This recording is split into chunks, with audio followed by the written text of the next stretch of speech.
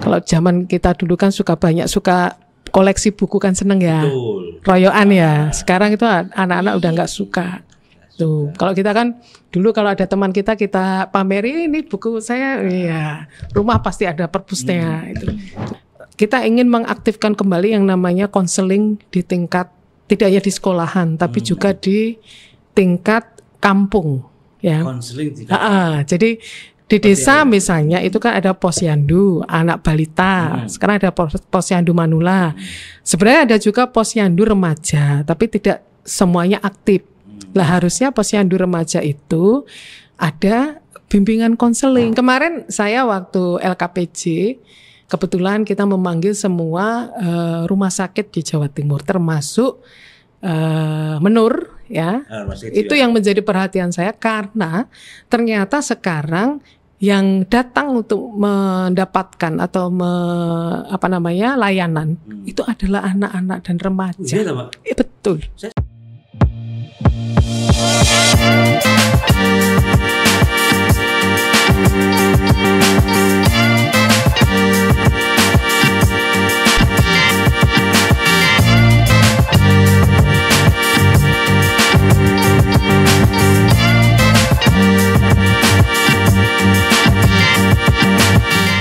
Tanggal 23, setiap tanggal 23 Juli diperingati sebagai Hari Anak Nasional ya, bukan dunia ya, bukan dunia.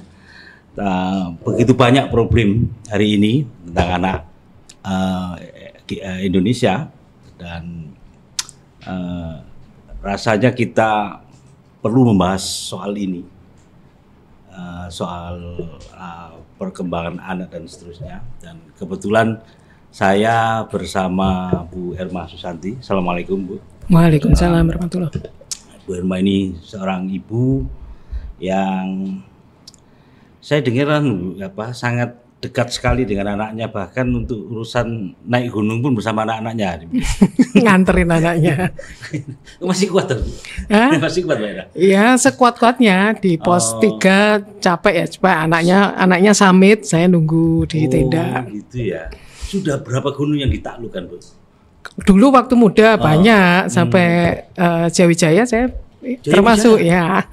Kan saya tim UNER, Wanala UNER. Saya itu paling tinggi Semeru. Semeru tuh 2 kali saya Semeru. Memang suka ke gunung ya. Dulu zaman masih langsing. Zaman masih muda, masih karena gak banyak perempuan yang hobi naik gunung itu gak banyak. 35 tahun yang lalu. 30 tahun yang lalu lah, 30 tahun yang lalu. Ada sensasi tersendiri kalau memang naik gunung. Iya. Itu sama anak-anak ini rutin. Liburan, anak saya yang SMP itu kebetulan seneng banget ya, jadi ya kok nurun ke anaknya hobinya ternyata. Jadi ya selama saya punya waktu dan kakinya itu kuat, nafasnya kuat, ya kita ini santai aja ke Buta, ke Wilis. Kalau kemarin ke Penangguhan dia sendiri sama saudara saya ya. Tuh ya, jadi kalau saya dukung anak saya untuk kegiatan-kegiatan outdoor, kegiatan olahraga daripada lihat dia main game, saya lebih mendorong untuk kegiatan itu.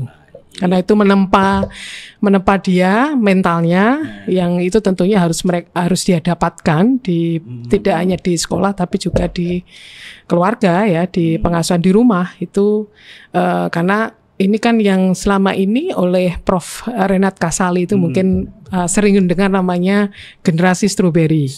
Ya, itu yang anak lahir generasi milenial, generasi Z yang lahir di era teknologi informasi yang luar biasa, yang mereka hidupnya itu berdasarkan referensinya itu, sehingga menjadikan mereka itu tidak nyata gitu ya, tidak nyata kehidupannya. Dan kalau itu tidak kita kuati dengan kegiatan-kegiatan baik di sekolah maupun di rumah, dengan kegiatan yang membangun mental dia, maka dia akan jadi rapuh. Oleh karena ini yang kita takutkan nantinya yang sudah dicanangkan oleh pemerintah terkait dengan Indonesia Emas untuk menyongsong surplus demografis kita, ini tidak akan tercapai kalau kita membekali mereka dengan ilmu yang cukup, kemudian skill yang bagus, tapi mental yang lembek. Betul. Ini akan menjadi generasi yang loose ya, generasi yang tidak tahan banting tuh ya, pinter, cerdas, kemudian terampil tapi tidak tahan banting. Secara psikisnya juga tidak akan terbangun. Ya. Karena itu yang dikeluhkan oleh industri, karena banyak yang anak-anak itu yang yang kerja di industri sekarang banyak orang-orang CEO itu yang mengeluhkan tidak tahan banting. Jadi kalau sudah dimarahi ambil jalan pintas untuk out gitu. Nah itu kan berarti tidak semasa kita. Kita itu kan mulai duren sandwich ya. Ya, tekan sana, tekan sini, jadi tahan mental secara krisis ekonomi, kemudian pengasuhan kita yang model zaman generasi baby boom yang pokoknya harus punya bekal yang cukup, kemudian juga kalau zaman kita dulu kan suka koleksi buku kan seneng ya, royoan ya. Sekarang itu anak-anak udah nggak suka. Tuh, kalau kita kan dulu kalau ada teman kita pameri ini buku saya, ya rumah pasti ada perpusnya itu kan warisan baby booms, warisan orang-orang tua kita. Ya, kemudian juga mungkin orang tua kita mendidik dengan disiplin tinggi. Terus zaman itu pramuka juga masih eksis gitu ya. Kita banyak kegiatan outdoor, kita kegiatan yang membangun mental kita. Lah itu tidak ditemukan oleh anak-anak kita. Gitu. Sehingga kalau kegiatan saya selalu mendukung terutama di kegiatan di Dapil itu kegiatan yang anak-anak untuk olah raganya ya. Kegiatan outdoor yang bangun mentalnya, bangun sportivitasnya itu ya. Sehingga dia menjadi generasi yang kuat. Itu yang saya takutkan, generasi stroberi yang benar dikatakan Prof. Kasali, tapi karena banyak kejadian-kejadian itu karena dia tidak dibelikan handphone yang bagus, kemudian dia melawan orang tuanya. Gara-gara dia tidak dibelikan motor, karena teman-temannya punya motor, dia akhirnya sampai ada yang karena punya masalah dia tidak bisa masuk sekolah bagus, ada yang bunuh diri itu kita temukan. Ada punya masalah sedikit saja itu jalan pintas yang mereka temukan dan mereka tidak ngobrol dengan orang tuanya, dengan gurunya, tapi memutuskan cara sendiri tentunya dengan referensi yang salah. Referensinya melalui media sosial itu. Ini kita sebagai orang tua. Ya, saya peduli tuh. Jadi saya ya punya anak, ibu ya, dan tentunya kita ini kan kalau surplus demografis ini kan nanti akan peaknya di 2035 sampai 2040 gitu ya. 2040. Jadi ketika kita bisa menghasilkan tenaga-tenaga produktif ini, itu kalau kita bisa mengantarkan mereka menjadi generasi yang unggul, tentunya dengan tahan banting dan sebagainya, maka kita akan menguasai dunia. Indonesia akan menjadi diperhitungkan menjadi masuk negara maju karena yang ditopang generasi non produktifnya itu lebih kecil daripada generasi produktifnya. Jadi yang sekarang anak-anak SD, SMP, ya SMA yang nantinya itu berada di sektor publik untuk produktif tadi, semuanya kerja, semuanya kompetitif, semuanya inovasi, kreatif, dan tahan mentalnya juga terjaga, mereka akan produktif dan membawa bangsa ini menjadi bangsa yang kaya raya, maju itu. Tapi sebaliknya, kalau kita kehilangan itu, menjadi generasi-generasi yang lembek, itu kita akan kehilangan, itu justru akan menjadi beban kita dan kita akan turun dari yang sekarang middle itu menjadi negara yang miskin itu. Nah ini menurut saya PR kita semuanya untuk masa depan anak-anak kita itu. Ngomong soal lembek, kan sering pada istilah-istilah banyak Pak, mager orang.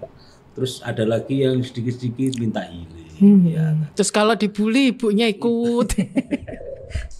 Ya meski kita juga harus perhatian. Gitu. Ya. Zaman kita, Pak, ini kan biasa. Sesuatu yang apa ya? Biasa ya. Ya, bahkan untuk bertengkar pun kan biasa. Iya, saya berantem dengan anak laki-laki zaman itu ya biasa. Ya. Kan artinya juga dalam kondisi waktu seperti saya kan nggak kondisi punya atau kaum punya. Dan kita punya teman real ya. Kita bisa punya grup, mainnya bareng. Nah, sekarang kan enggak. Temennya virtual itu anak-anak itu. Iya. Kalau mungkin kebetulan anak saya sekolahkan di desa di Blitar itu, jadi lebih mudah untuk berteman tuh ya. Masih misalnya pulang sekolah ketemu di mana itu. Tapi yang kalau misalnya di Surabaya dia paling bertemannya mabar itu main game bareng itu temannya itu. Gitu. Iya. Berbeda sekali lah. Iya, karena kalau anak-anak atau remaja itu pasti di usianya pertumbuhan psikologis anak itu pasti mengalami yang namanya dia akan lebih percaya dengan peer-nya daripada dengan orang yang lebih tua dari mereka atau bahkan dengan orang tuanya atau gurunya. Jadi hanya berapa persen lah kita yang didengar itu. Itu ya, Pak. Iya, jadi ya artinya selama daur hidupnya 24 jam meskipun 8 jam di sekolahan itu ya mungkin normatif ilmu akademis, tapi hubungannya dengan guru, BK-nya itu berfungsi atau tidak, dekat tidak dengan anak-anak itu tidak terbangun itu, tidak bisa maksimal. Sementara dengan keluarga gitu ya, ketika orang tua tidak bisa memahami perkembangan psikologis anak ya di masa pertumbuhannya itu, apalagi dengan situasi yang sekarang, itu juga susah berkomunikasi dengan anak-anaknya sehingga ada gap yang itu kemudian menghambat komunikasi sehingga dia tidak dekat, sehingga apapun yang dia alami dia akan referensinya adalah peer-nya atau media sosial.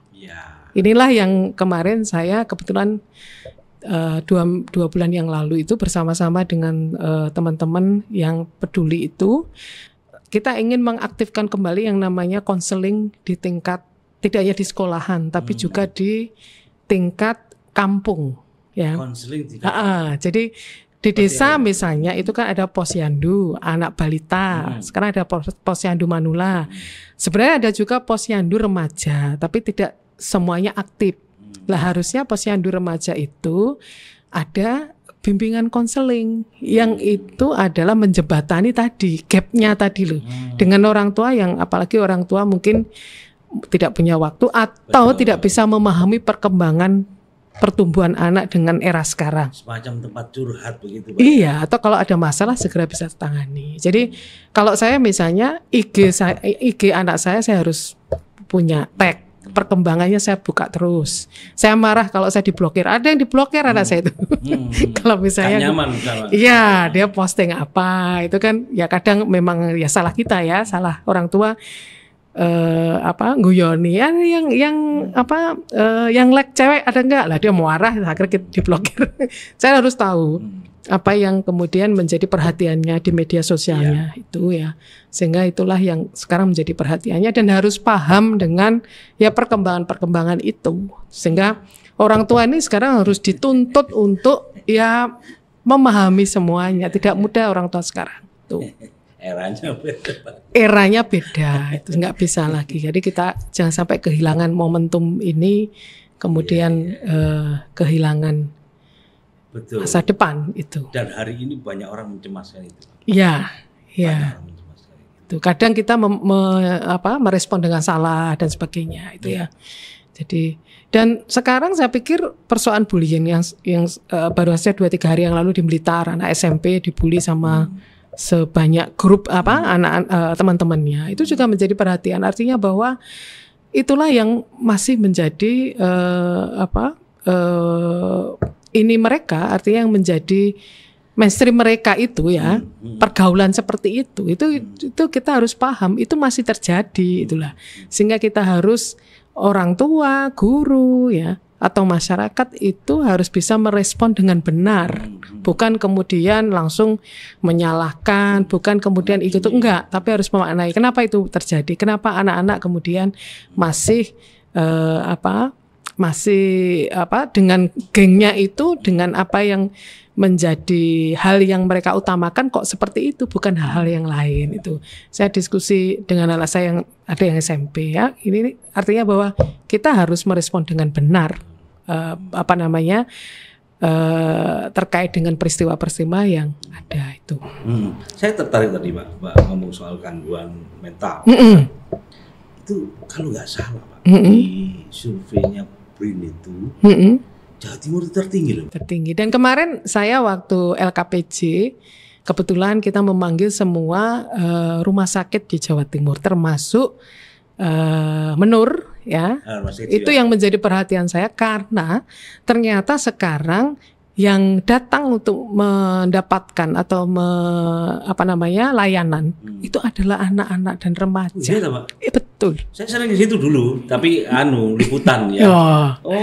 Jadi itu. Anak dan Pak. Iya. Gitu ya? Agak senangnya berarti orang tua atau anak sudah memahami bahwa kalau minta bantuan dokter spesialis jiwa itu bukan berarti itu gila. Itu kan juga harus dipahami. Gitu. Karena sekarang anak-anak kalau jenengan lihat di medsos ya itu udah biasa bilang NPD. Oh, dia itu misalnya benci pada temannya itu ini NPD. NPD itu adalah gangguan jiwa, personal disorder. Nah, jadi merasa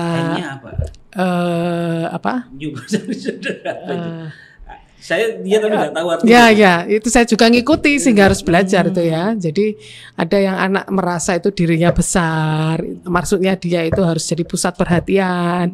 Itu mereka itu bahasa-bahasa persoalan mental itu menjadi omongannya, bahkan jadi tren gitu. Nah takutnya referensi mereka ketika mereka mendapatkan masalah adalah dari situ, bukan pada sumber yang benar gitu. Nah ini yang saya pikir harus menjadi perhatian kita itu.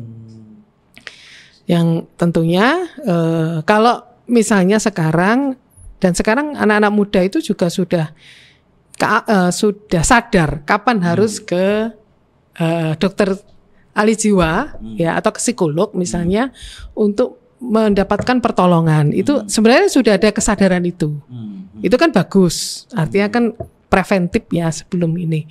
Nah, ini menjadi bagus tapi juga menjadi sinyal kita bahwa ternyata anak-anak kita itu dalam kehidupannya itu mendapatkan banyak masalah dan akhirnya mereka mengharapkan dari luar ya. Keluarga nggak bisa menjadi sumber mereka untuk mendapatkan pertolongan atau bantuan paling tidak ketika di awal-awal sebelum itu menjadi memburuk itu ya itu. Mbak kapan dapat 3 bulan yang lalu kita di LKPJ itu saya lupa direkturnya itu. Trennya mulai kapan? Artinya ya dalam 2-3 tahun ini. Itu saya baru tahu ya. Jadi sudah sudah anak-anak remaja. Kalau dulu saya ke sana itu memang banyak yang memang mengalami secara kesehatan mental benar gitu kan. Bahkan dulu rame-ramenya ninja itu kan. Saya ke sana Mbak. Yang dibuang kan banyak memang orang-orang yang tidak waras itu. Sekarang kan udah. Nah, ini kan begini Mbak. Terkait dengan soal kesehatan mental. Anak-anak ini kan kalau memang itu butuh, sebenarnya mekanisme yang paling tepat selain pemerintah ini harus hadir seperti apa untuk menyelamatkan? Pertama adalah ya kita harus memastikan lingkungan anak itu bisa menjadi sumber mereka untuk mendapatkan pengasuhan yang benar ya. Yang tentunya kan mereka dalam daur hidupnya kan di sekolahan 8 jam tuh ya. Atau mungkin lebih untuk yang full time ya 12 jam. Nah di situ kan ada lingkungan sekolah, ada guru, ada bimbingan konseling, ada teman-temannya. Ini harus dipastikan lingkungan yang sehat untuk anak atau lingkungan yang responsif terhadap persoalan anak sehingga BK itu berfungsi. Sehingga BK jumlah BK dengan anak yang dilayani itu harus proporsi dan juga dengan pengetahuan yang cukup sehingga guru BK itu berfungsi dan responsif terhadap persoalan anak. Sehingga sekolah ramah anak itu adalah bagian itu, harus responsif terhadap persoalan anak itu. Sehingga anak itu misalnya ada gejala-gejala dikit itu sudah inilah di proaktif untuk di ini ya kalau ada masalah di keluarga. Yang kedua adalah tentu daur hidupnya adalah di rumah. Keluarga juga harus sehat dan bisa merespon segala persoalan anak. Sehingga orang tua harus dekat, orang tua harus mengetahui dan paham dan bisa memberikan treatment yang benar terhadap anak-anak ketika mendapatkan masalah. Nah ini sekarang tentunya harus belajar orang tua. Pengasuhan itu bukan hal yang otomatis kalau orang melahirkan itu sudah langsung mendapatkan keterampilan itu. Tapi ini adalah sesuatu yang belajar ya, sehingga ini bisa belajar sendiri atau pemerintah juga melalui lembaga-lembaga, bisa di lembaga perlindungan perempuan dan anak maupun di rumah sakit, misalnya di Menur itu kan juga ada edukasi ya. Nah itu juga bisa memberikan ruang-ruang untuk orang tua belajar. Jadi dan ini juga bisa dilakukan di pemerintah di tingkat yang paling kecil, PKK misalnya, itu bisa memberikan pelatihan pengasuhan kepada ibu-ibu atau orang tua, terutama adalah terkait dengan perkembangan ini, sehingga orang tua itu responnya itu bisa cepat dan benar itu. Kemudian yang ketiga tentunya tadi yang saya sebutkan, layanan tidak hanya di rumah sakit. Kalau rumah sakit itu kan tentunya tidak terlalu accessible. Tidak semua orang kemudian bisa mengakses itu, atau mungkin yang persoalannya tidak perlu harus layanan rumah sakit, tapi mungkin hanya perlu konseling atau mungkin perlu pendampingan gitu. Sebenarnya pemerintah yang paling di bawah, artinya yang langsung berhubungan dengan masyarakat itu bisa memberikan layanan itu melalui mungkin pimpinan konseling remaja itu melalui posyandu remaja itu diaktifkan kembali. Posyandu remaja. Posyandu remaja sebenarnya sudah ada, cuma ada yang aktif, ada yang enggak. Yang paling aktif kan kesannya anak itu. Anak, Manula ada, orang tua ada. Sekarang ya? Manula sudah lumayan bagus karena ada makanan tambahan untuk orang tua itu ya, itu juga termasuk setiap minggu itu diperiksa kesehatannya dan sekarang orang-orang tua itu sudah sadar itu, jadi mereka itu hadir di posyandu untuk memeriksa kesehatannya, gulanya itu mereka sudah belum merata, Pak. Nah sekarang yang perlu ini lagi adalah posyandu remaja itu penting sekali itu. Saya baru dengar kata posyandu remaja. Ada, sudah lama. Jadi posyandu itu kan layanan mulai bayi, remaja, terus manula itu yang menjadi program kerja untuk kesejahteraan masyarakat itu. Karena mengkhawatirkan sekali, Pak. Ya. Lihat ini. Jadi Hari Anak itu sebenarnya bagaimana kita merespon perkembangan situasi, dan tentunya menjelang kita Indonesia Emas ini, menjelang kita bonus demografi itu betul-betul kita perhatikan sehingga kita bisa mengantarkan ini kan kita 100 tahun ke depan Indonesia kemana kan tergantung ini surplus demografis ini. Kalau ini kita berhasil, kita bisa survive 100 tahun, bahkan menjadi bangsa yang besar. Tapi kalau kita gagal, ya itu kasihan anak generasi penerus kita ya, yang nanti pertaruhannya di situ. Nah itu yang saya pikir harus semuanya, orang tua, pemerintah, masyarakat itu harus peduli terhadap ini. Ngomong soal eksternal, Mbak. Sebenarnya perlukah pemerintah kayak hari ini kan medsos itu sudah tidak terbendung lagi. Perlu ada pembatasan. Perlu, sangat perlu. Seperti di China misalkan. Perlu, karena anak itu pokoknya di bawah usia 17 tahun itu kan kita melihat bahwa anak itu belum bisa memilih apa yang terbaik untuk hidupnya. Makanya disebut anak. Batas umur dewasa itu kan 17 tahun. Ya, deklarasi hak anak itu launch bahwa usia anak batasnya adalah 17 tahun, sehingga anak itu belum bisa bertanggung jawab terhadap dirinya. Sehingga pemerintah termasuk dalamnya orang tua itu punya kewajiban untuk melindungi dari hal-hal yang itu memberikan dampak negatif pada anak. Sehingga memang pembatasan terhadap media sosial yang itu tentunya memberikan dampak negatif itu harus dilakukan. Jadi kalau kita lihat di Cina itu kan pada jam-jam tertentu itu kan dibatasi TikTok, dibatasi sehingga anak-anak kita itu kan tiap hari tidak mengkonsumsi sampah gitu kan. Sampah kan itu. Iya, sampah. Ya itu kan yang kemudian akhirnya kan otak otak kirinya itu dipenuhi dengan itu. Betul. Jadi tidak heran kemudian anak-anak itu kalau ditanya pengen besar dari apa YouTuber. Nah kan YouTuber itu gak usah perlu sekolah-sekolah dur.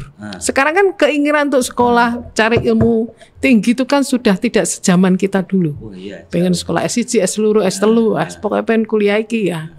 Sekarang tuh enggak. Bahkan anak saya SMP itu ngapain sih Mam kuliah sampai S2, S3 gitu kan. Ya meskipun di usianya mungkin belum ini ya, tapi artinya bahwa instan tadi ya pola berpikir instan itu sudah ada mereka karena ya kita tidak menyalahkan mereka hidup dalam kondisi itu semuanya instan. Kalau zaman kita dulu mau mengabarkan pada teman kita harus berkirim surat atau kalau kita belum ada telepon di rumah harus di wartel jalan ini.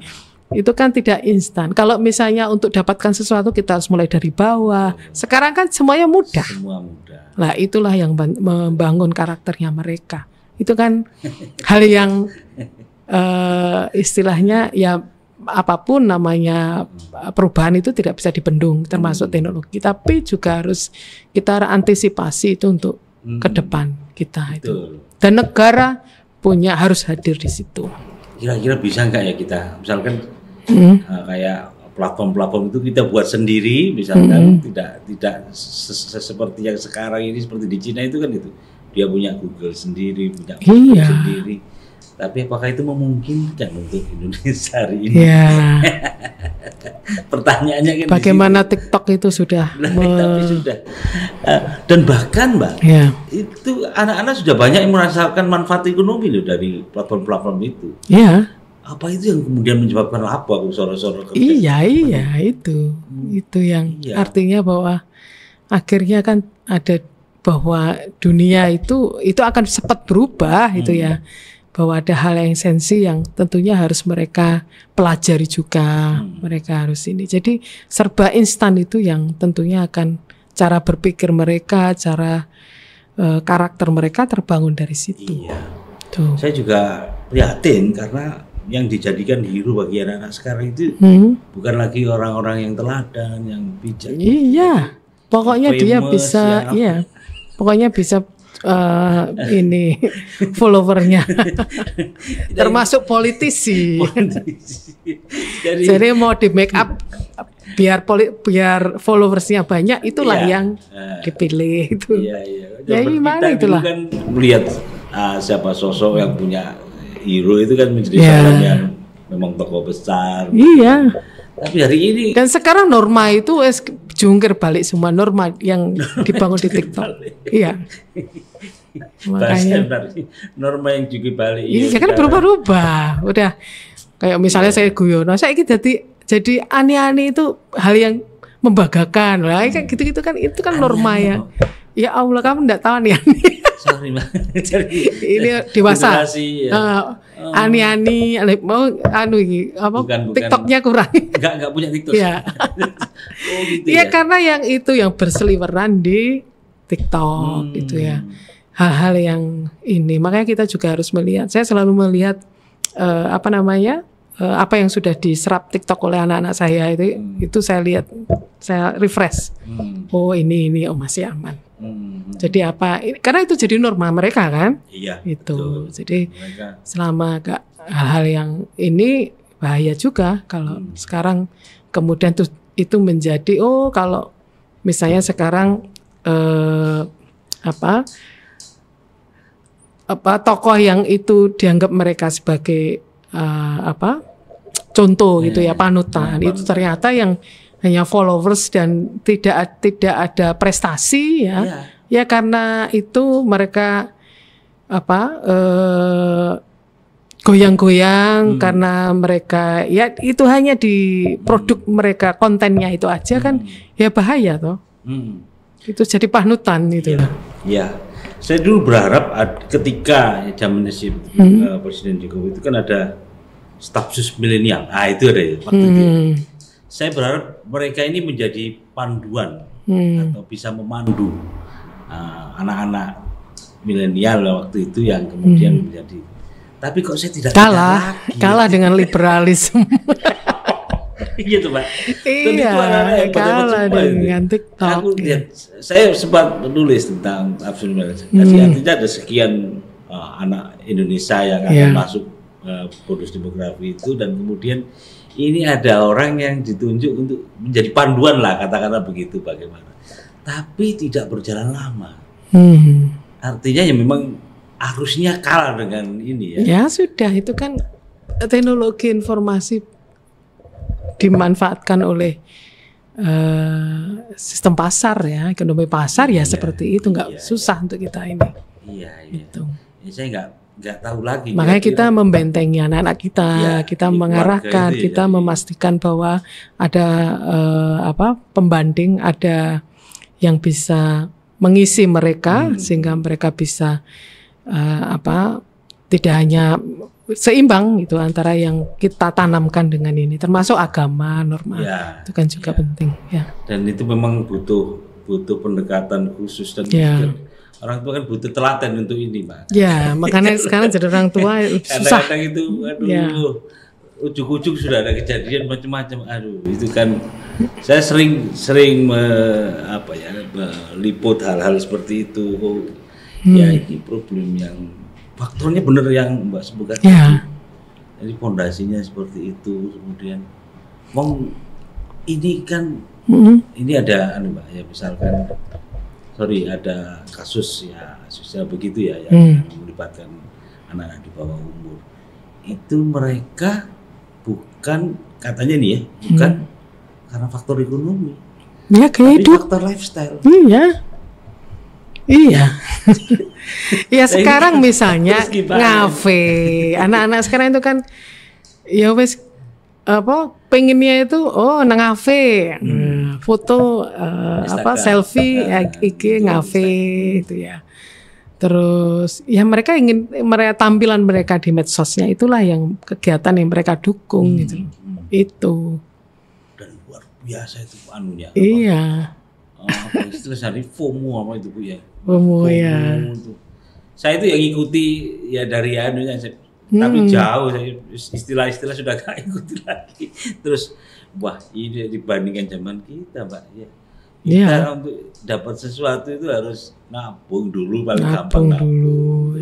Ikut-ikut kerja supaya dapat tambahan begitu Pak. Kalau mau jadi atlet itu juga berlatih keras itu ya.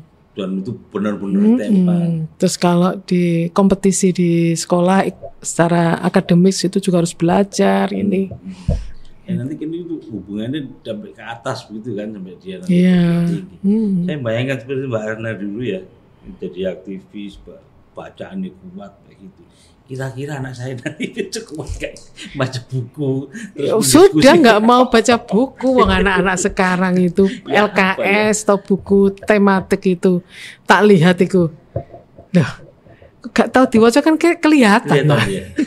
Lah mereka lebih Google untuk cari ini daripada ini, karena biasa ini loh daripada buka ngene lo enak ini itu loh, itu yang banyak buku tutup gara-gara nggak beli. Perpustakaan kalau perpustakaan sepi sekali. Literasi itu hal yang isu penting sekali ya. Bagaimana membuat mereka tertarik untuk baca. Bagaimana mereka itu menjadi, kalau di media sosial itu kan karena pendek-pendek, itu kan berarti bukan literasi kan, bukan bacaan yang bisa memberikan informasi yang cukup, karena hanya covering aja. Nah itu kan bahaya kalau mereka hanya covering aja. Nah sehingga kita bagaimana menumbuhkan bahwa mereka itu rasa ingin tahu sehingga baca dan sebagainya, itu yang susah ya. Termasuk guru-guru itu juga tantangannya di situ. Itu Mbak benar sekali. Iya.